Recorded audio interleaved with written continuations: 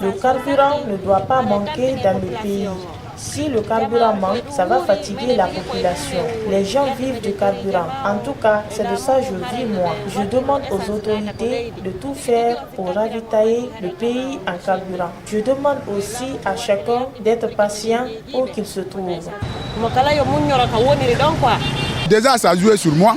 Passer de 6 heures jusqu'à l'heure là, je peux au moins trouver, si je travaille normalement, je peux trouver les 100 et quelques. Mais je suis là, je ne sais même pas si je vais gagner le carburant. Parce que c'est entre griffes d'abord comme ça là. Bon, quand moi-même je pense, je vois que ça ne va pas en Guinée.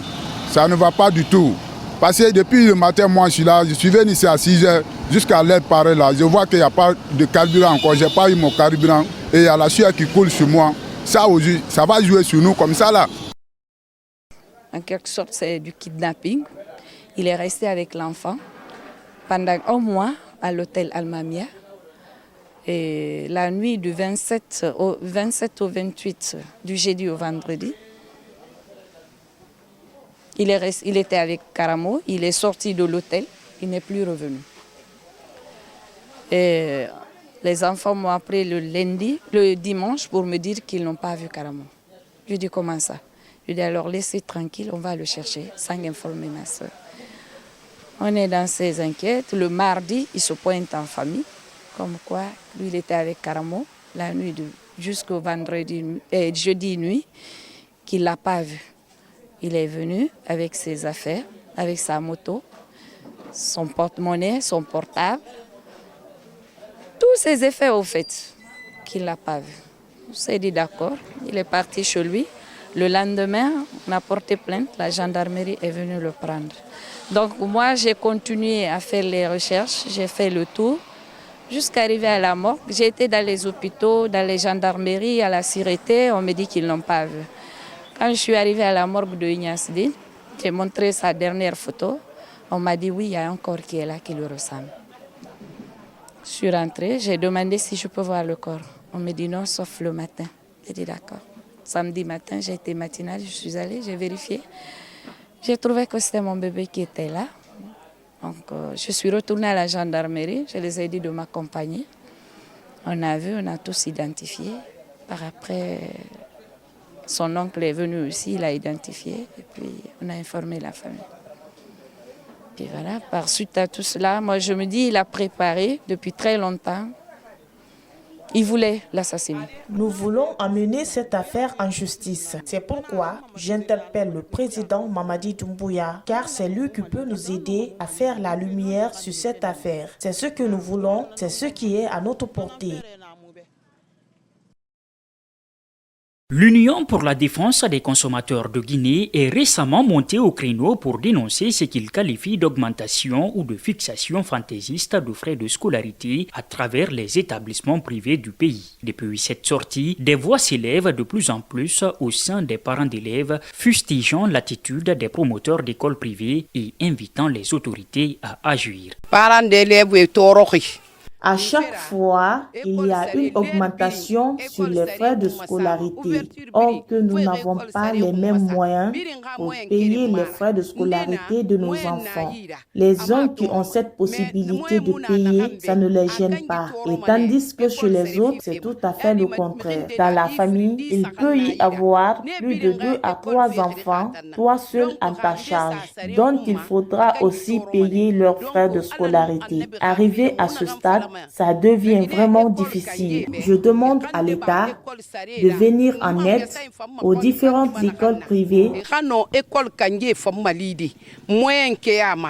Si ce cri de cœur semble légitime au sein de l'opinion, du côté des fondateurs d'écoles également, les arguments ne manquent pas. Il faut savoir que les enseignants qui sont là, ils sont payés par mois. Cette rémunération mensuelle-là aussi peut évoluer d'une année à une autre.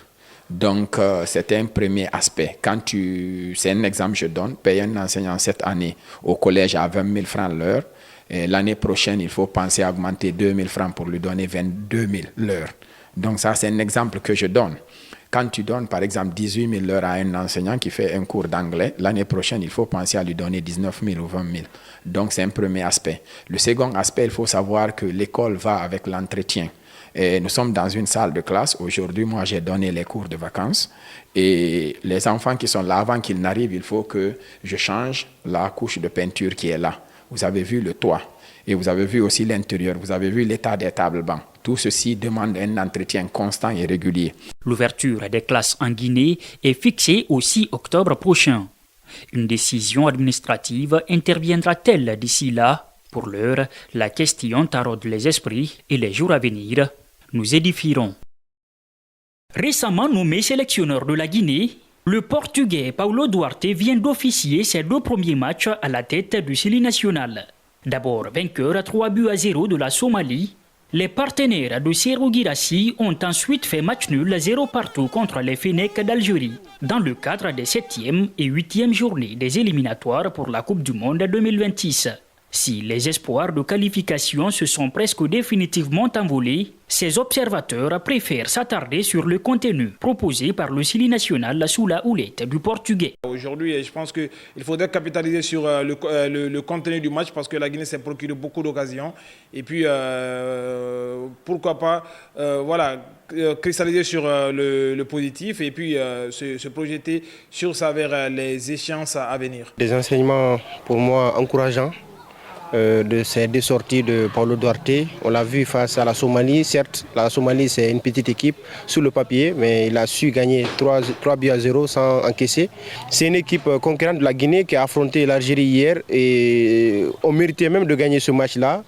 Donc je pense que pour le moment, on peut dire que le bilan de Paulo Duarte à l'issue des 2 matchs est satisfaisant. Sur le jeu, sur la discipline imposée, en tout cas, on sent que c'est un entraîneur qui a envie et qui souhaite en tout cas imposer sa patte, son idée, son projet sur cette équipe du Sili national-là. Et surtout, c'est un entraîneur qui se projette sur les autres matchs à venir parce que là, on est absent de la CAN et le mondial s'éloigne petit à petit. Mais c'est quelqu'un qui se construit sur un projet, notamment sur la CAN 2027. Au terme de ces 2 premières rencontres dirigées par Paulo Duarte, ce spécialiste caresse le rêve d'un grand retour du Sili national au devant de la scène. Je pense que si on donne le temps à Paulo Duarte, c'est quelqu'un qui a des idées.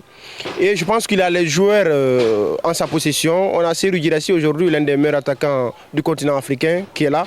Il faudra juste trouver des gens, de beaux pions qui vont l'entourer, qui vont le permettre en tout cas de performer parce que lui, c'est un buteur né. Mais il faut déjà l'associer avec des joueurs qui le servent et puis ça peut marcher, quoi. On a de bons ailiers, mais il faut avoir un entraîneur qui impose sa tactique et qui travaille surtout la finition à l'entraînement avec les joueurs. Je pense que ça compte beaucoup. Et Paulo Duarte, après 2 matchs, déjà 3 buts inscrits, 0 but encaissé, je pense que dans les futurs matchs du Sili national, les choses vont en tout cas s'améliorer considérablement et ça pour le plus grand bonheur de tous les supporters du Sili national.